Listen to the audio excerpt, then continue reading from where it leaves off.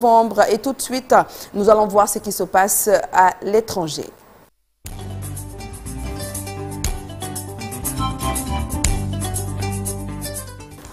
Cher Tidiane Diao, d'abord aux États-Unis, le socialiste Zoran Mamdani, c'est ça, opposant à Trump, élu maire de New York. C'est le candidat démocrate Zoran Mamdani, socialiste, donc opposant au président Donald Trump, qui a été élu hier maire de New York, selon les médias américains NBC, CNN et CBS, se basant sur les résultats préliminaires.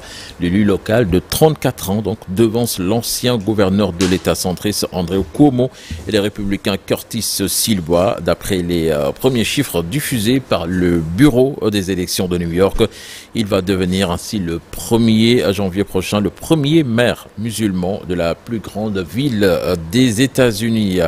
Les États-Unis, on y reste avec ce crash d'avion qui a tué 3 personnes et 11 blessés. Donc c'est l'accident d'un avion cargo qui s'est écrasé au sol après son décollage, selon le gouverneur du Kentucky, Andy Beshear.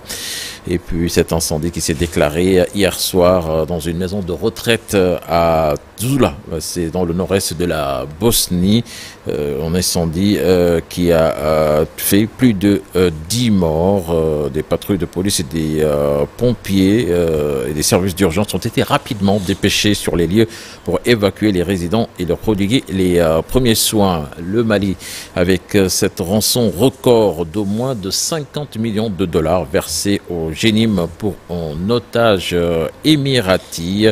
Jusqu'ici, les rançons par otage s'est négociées entre 6 et 10 millions, explique Wassim Nassar à France 24. Le Génime, qui visait auparavant des ressortissants occidentaux, donc a changé de stratégie, poursuit-il, visant désormais les pays qu'il considère comme des soutiens au régime malien, burkinabé et nigérien, alliés au sein de l'Alliance des États du Sahel. Et puis pour terminer, du football avec la Ligue européenne des champions, le Real Madrid qui s'incline hier à Anfield face à Liverpool sur le score d'1-0. Défaite du Paris Saint-Germain à domicile face au Bayern de Munich 2-1. Le PSG qui perd Ousmane Dembélé et Achraf Hakimi, gravement blessé.